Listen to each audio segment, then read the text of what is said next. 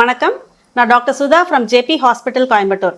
இன்னைக்கு நான் பேச போற டாபிக் உங்களுக்கு புதுசா கூட இருக்கலாம். ஒரு சிலருக்கு பாத்தீங்கன்னா அக்கிள் பகுதியில, தொடை பகுதியில, பிரெஸ்டுக்கு கீழ் பகுதியில அண்ட் பட்டெக்ஸ்க்கு நடுவில் இதில் ஏதாவது ஒரு இடத்துல சீல் கட்டிகள் வந்து ட்ரீட்மெண்ட் எடுத்து ஆறி போய் தழும்பு ஏற்பட்டு மறுபடியும் அடிக்கடி இதே மாதிரி கட்டிகள் ரெக்கரண்டா வருதுன்னு சொல்லுவாங்க.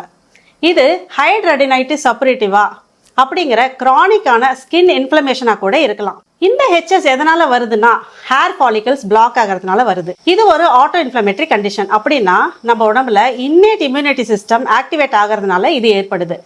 அண்ட் இந்த ரியாக்ஷன் மெயினாக ஹேர் ஃபாலிகல்ஸை தான் டார்கெட் பண்ணும். இதில் ஸ்கின் செல்ஸ் மல்டிப்ளை ஆகி ஸ்கின் திக் ஆகி அந்த ஹேர் ஃபாலிகல்ஸோட டக்டை பிளாக் பண்ணும். ஸோ அங்கே சுரக்கிற செக்ரீஷன்ஸ் எல்லாம் அங்கேயே தங்கி ஒரு சீல் கட்டியே ஆகிடும். சீல் கட்டி உடைஞ்சி ஒரு ட்ராக் வழியாக வெளியே கசியும். இதை தான் சைனஸ் ட்ராக்னு சொல்லுவோம். இந்த ஹைட்ரடினைட்டிஸ் சப்பரேட்டிவா கண்டிஷனுக்கு நிறைய காரணங்கள் இருக்கு. First, genetic predisposition. 35% of the people family history சொல்கிறாங்க. செகண்ட், நான் ஏற்கனவே சொன்ன மாதிரி ஆட்டோ இம்யூன் ரெஸ்பான்ஸ், அதாவது இம்யூன் சிஸ்டம் டிஸ்ஃபங்க்ஷன்னால வரலாம்.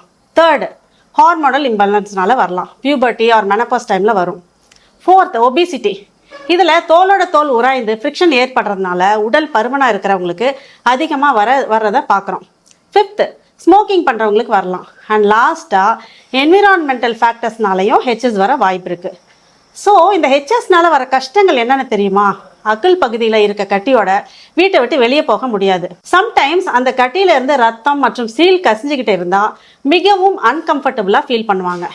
நினைச்ச பொசிஷனில் தூங்க முடியாது, அழகாக எழுத முடியாது, படிப்பில் கான்சன்ட்ரேஷன் குறையும், கையை ஃப்ரீயாக நீட்ட முடியாது, சோஃபாவில் உட்கார முடியாது, வெயிட் தூக்க முடியாது. ஃபைனலி அந்த பேஷண்ட் டிப்ரெஷன் ஆகி தனிமையாக இருப்பாங்க.